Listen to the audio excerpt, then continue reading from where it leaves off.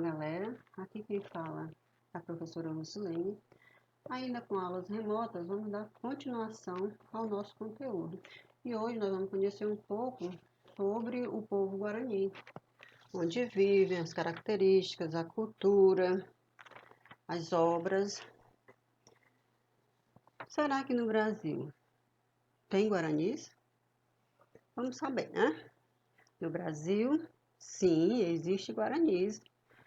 Eles vivem nos estados brasileiros de Mato Grosso do Sul, São Paulo, Paraná, Rio Grande do Sul, Rio de Janeiro, Espírito Santo, Pará, Santa Catarina e Tocantins. Somente no país há 57 mil indivíduos, conforme a pesquisa feita pelo Instituto Brasileiro de Geografia e Estatística. Também há indígenas guaranis vivendo na Argentina, Bolívia e no Paraguai. A maior parte dos guaranis vive na Bolívia, onde há 78,000 indivíduos. No Paraguai existem 41,2 mil e na Argentina 6,5 mil. Os guaranis são divididos em Kaiowá, MDA e Nadevá. São conhecidos dependendo da localidade onde eles vivem, como Avá, Xiripá, Cainguá, Monteses, Paticola, Apiteré e Tembuquá. Na cultura dos guaranis, os índios também, chamados de grande povo, acreditam que foram criados por Tupã para admirar a terra. O primeiro guarani, Namandu, fez da terra seu leito. A admiração é manifestada pela palavra. O idioma guarani pertence ao tronco linguístico tupi-guarani, de onde derivam 21 línguas. É o idioma indígena mais falado na América do Sul e chega a 60% do Paraguai. As escolas do sul mato-grossense, da fronteira, o ensinam ainda, a língua.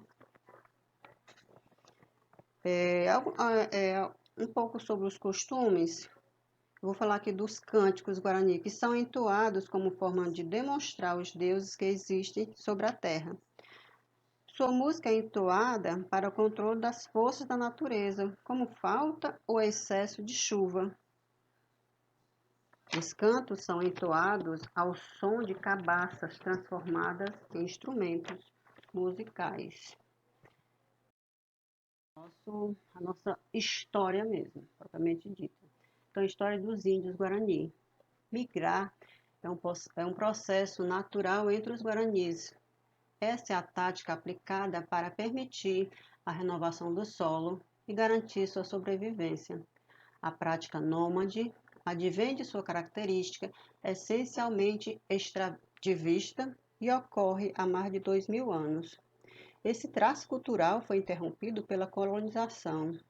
Após a chegada dos europeus, grupos de Guarani iniciaram um processo de migração para fugir dos ataques, assassinatos e da escravidão. Com a posse do território, contudo, não havia mais lugar para migrar, embora alguns grupos ainda tendem a persistir. A interrupção do processo de migração foi acentuada após a Guerra do Paraguai, ocorrida em 1864 e 1870. Entre as décadas de 70 e 80, se inicia o processo de mecanização das culturas, principalmente as de soja e cana-de-açúcar. Os produtos ainda são os principais commodities agrícolas da região. Em 1882, o governo brasileiro cedeu o território ocupado pelos Guarani para a implantação das lavouras de erva mate. A solicitação foi feita por Thomas Laranjeira, que fundou a Companhia Mate Laranjeira em 1892. Em 1915 e 1928, o SPI, que significa Serviço de Proteção ao Índio, demarcou 8 terras para abrigar o território guarani na área que hoje corresponde ao estado de Mato Grosso do Sul. As áreas totalizavam 18,1 hectares. Os índios Kaiowá e os guaranis estão entre os que conseguiram resistir, foram, contudo, explorados. Na década de 80, o governo federal implantou o PROALCO. O programa tinha como meta criar oferta e demanda para o biodiesel e ajudar a contornar a crise do petróleo. Ainda na década de 80, Guarani e Kaiowá retomaram a posse de 11 terras tradicionais. Juntas, as áreas totalizam 22,4 mil hectares e a posse foi homologada após a Constituição de 1988. A reserva indígena da cidade de Dourados, no Mato Grosso do Sul, conta com 3,5 mil hectares. No local, vivem 12 mil indivíduos de grupos distintos. Por terem diferentes elementos sociais, não são raros os conflitos internos. Um pouco sobre a arte indígena brasileira. A arte indígena está presente na essência do povo brasileiro, sendo um dos pilares para a cultura do país, que é resultado da miscigenação de vários grupos, dentre eles os povos indígenas, os primeiros habitantes do território nacional. Desta forma, cerâmica, máscaras, pintura corporal, cestária e plumagem resultam em uma arte tradicional compartilhada, a arte indígena. É preocupante constatar que tal arte, tão importante e de valor inestimável, vem sendo destruída vertiginosamente, assim como a própria população indígena. Cerâmica indígena. A cerâmica é um exemplo de arte que não está presente em todas as tribos indígenas, sendo ausente entre os chavantes, por exemplo. As máscaras indígenas. As máscaras indígenas apresentam um simbolismo sobrenatural. Elas são feitas de casca de árvores ou outros materiais como palha e cabaças e podem ser enfeitadas com plumagem. Pintura corporal indígena. A pintura é usada em certos rituais e de acordo com o gênero e a idade. Sua finalidade é indicar os grupos sociais ou a função de cada indivíduo na tribo.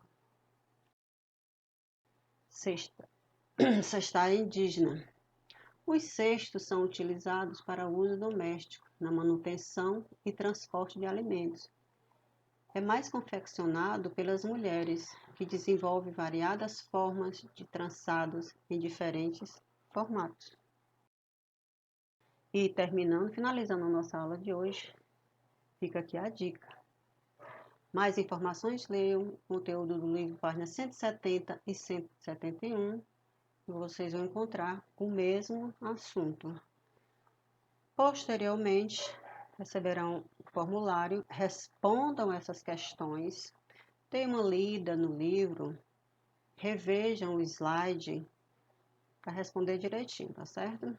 Esse material se estende para todas as turmas de primeiro A, primeiro B, C, D, E, F, G, H e J, respectivamente.